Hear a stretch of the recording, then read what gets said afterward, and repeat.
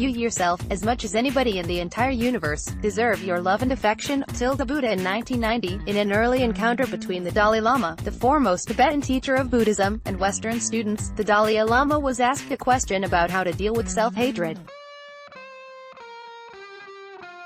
He was confused and didn't understand the question.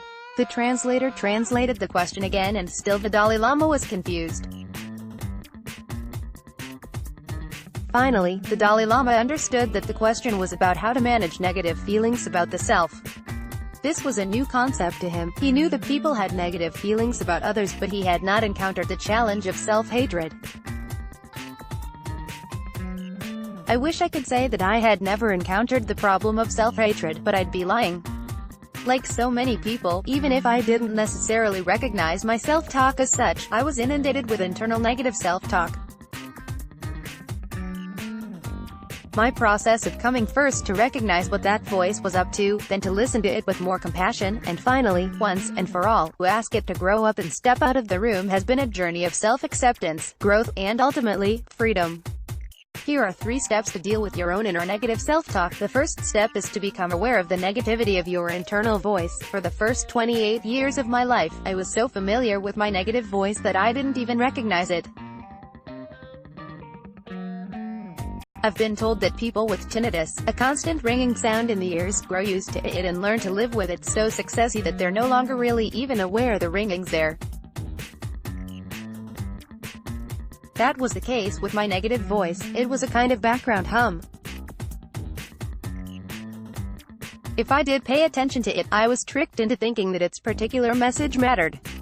At 16 it might have been the enormous, overly sweet corn muffin I'd eaten on the way home from school that was a sign of my failure. At 26 it might have been that an essay I wrote hadn't been accepted for publication. This was a sign, I was sure, that nothing I'd ever write would ever be understood. It wasn't until I'd been in therapy for a while and had a real mindfulness practice that I even began to notice the daily hum of background voices and to notice that the particulars of the negative voice I did hear were less important, actually, than the larger pattern it was a part of. Any mindfulness practice can help you become more aware of the negative self-talk in your head. You can try guided meditations, deep breathing exercises, or mindful walking, or simply spend time tuning into your senses. When you become conscious of the present moment, it's easier to recognize what's going on internally. The second step is to listen a little more deeply. What was important was not so much what the voice was saying as what was under the voice. Often the negativity was there to distract me from something else. Was the corn muffin or the publication rejection really the problem? I learned not to take what I said to myself at face value. After all, I was often shocked at what was going on inside my own head. I said what to myself? I would never say that to anyone else. Though I had a PhD in literature and was a published creative writer, skilled at using language in all kinds of sophisticated ways, often the voice inside my head was stuck only at a toddler level. When I was frustrated or upset, rather than slowing down and parsing out what I was really feeling, I'd lash out with simple and ultimately inaccurate phrases like, I hate myself. The negative statements were largely self-protective, a big blanket over deeper layers of hurt or pain. Often what those negative words were really expressing, even if they didn't have the appropriate words to do so, was not I've done something wrong, but I'm worried, I feel alone, I feel uncertain, I feel lost or scared or hurt. I learned to react to the feelings under that negativity with compassion. I came to understand better what situations triggered me and why. In fact, some situations threw me back to being a 3-year-old inside again. Therapy, mindfulness, writing, and meditation all helped me heal and embrace those wounded parts of myself that were speaking in such negative terms. I learned to listen more carefully to what I was really feeling and to reparent my inner child. I learned to send myself loving kindness and compassion. My inner voice became less likely to be critical, less likely to lash out at myself. I was more able to express more uncomfortable things internally, like I'm feeling really insecure right now. Take some time to dig beneath the surface of your negative self-talk. peel back the layers to find the feelings and fears so you can offer compassion to these fragile parts of yourself. When I first started doing this, I felt happier. I had more energy. I was able to communicate better not only to myself but also to others. I'd made lots of progress.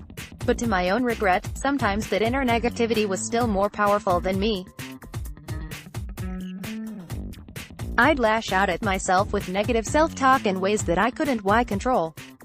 What was the next step in healing? I meditated more. I listened with more compassion.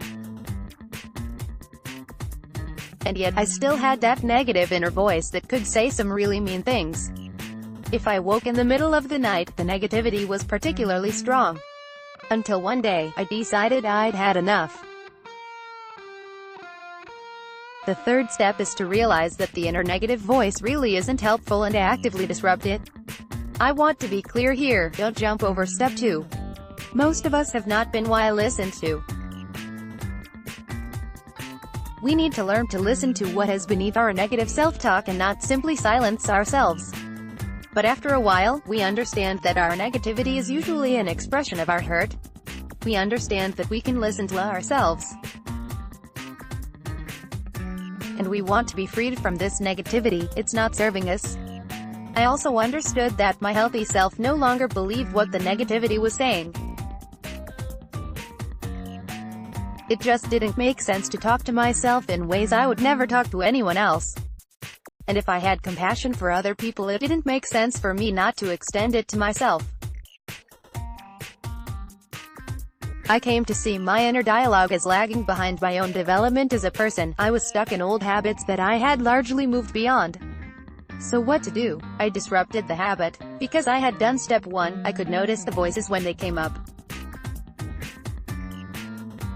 And because I had done step 2, I didn't feel that I was in denial or perpetuating old patterns of not being listened to. So when the negative voice came up, I immediately interrupted it. I used and still use an emotional freedom tapping code that takes roughly 30 seconds. EFT is a system in which you tap on particular pressure points on the body. Every time that voice starts in with its negativity, I do that code, either mentally or manually. The code activates my mind and memory, and also my body awareness and physical memory. You can disrupt your negative voice with a mantra or even by reciting a poem, but bringing the body into the practice helps establish new patterns more quickly. The important thing is that when the negative voice comes up, you do say something else instead of getting caught up in it. I realized that I didn't need to put up with the toddler-style tantrums anymore. I could also establish some boundaries in my own inner life. I could disrupt the tantrum, take the child out of the room, and give her something else to occupy her. This system works wonders. I no longer wake up plagued by those negative voices. I have so much more mental and emotional space. The Dalai Lama had never heard of self-hatred. For many of us this may seem surprising. We may even come to feel that we must accept our negative thoughts about ourselves and accept our negative self-talk as something that we just need to learn to embrace with compassion. But we can retrain our habits. I trained as a writer